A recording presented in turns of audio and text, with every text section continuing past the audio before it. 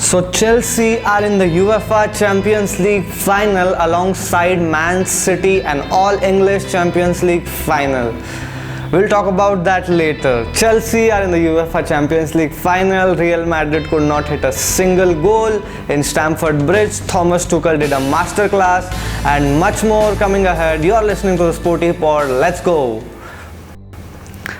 So let's start with the analysis of Chelsea versus Real Madrid semi-final 1 leg 2. So what can I say about that? Chelsea were brilliant. Thomas Tuchel showed why he was a very good signing for Chelsea. He did a masterclass yesterday. He showed all other coaches why Chelsea are still the contenders, resulting them in the Champions League final. Real Madrid, on the other hand, were very poor. They couldn't hit on shots on target, couldn't convert the chances, and except Benzema, everybody was poor. So let's start with the lineups. Let's start with Real Madrid.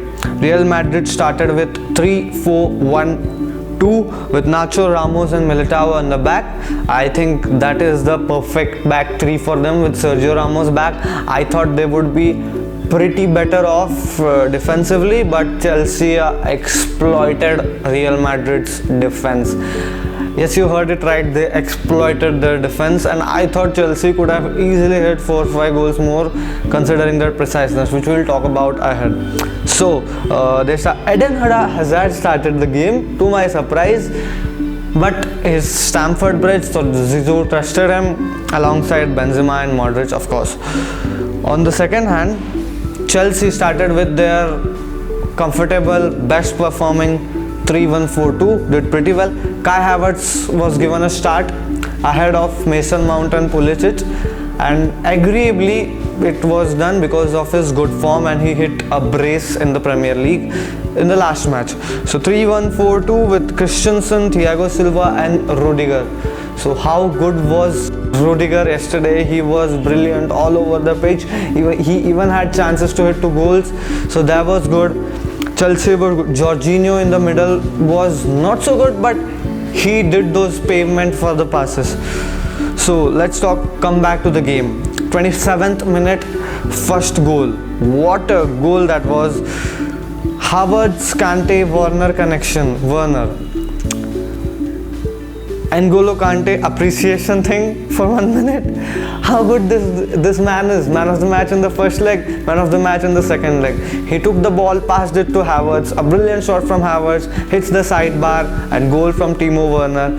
Finally a goal from Timo Werner. Even though it was a sitter, he hit it. Must be pretty good for his confidence, even though he's a very good player and does very well for Chelsea. Rudiger was defending really well, and phenomenal play from Tuchel.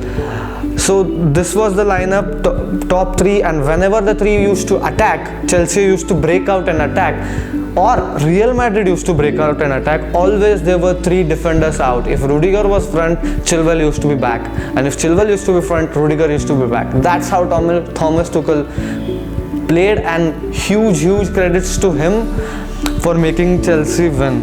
So Real Madrid's old veterans were unable to match the Chelsea's fast pacing style.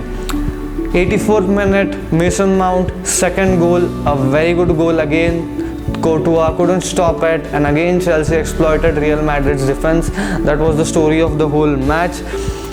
And Chelsea could have easily scored 3 to 4 more goals. Yes, they could have. They need to work on their preciseness. So what these two teams need to do now, talking about Chelsea, they need to work on preciseness considerably. They are facing one of the most precise teams in the world right now in Champions League final. They need to hit the ball inside. They need to hit those goals to win. And what Real Madrid needs to do, focus on La Liga, try to win as much as you can and at least win 1 title, because you have been very poor. Let's be very honest. Real Madrid was very poor in La Liga and then Champions League as well. They need that one prolific striker. I've been saying about that so many times right now. So Madrid focus on La Liga, Chelsea focus on preciseness, hit those balls in the net. You got so many chances and you are one of the most defensive teams in Europe, so take use of that. So that's it for this match's analysis. I hope you enjoyed it. If you have any doubts and suggestions, please tell in the comment section. If you have to tell us any improvements, also do mention that. You can listen to us on Google Podcast and Spotify. Thank you.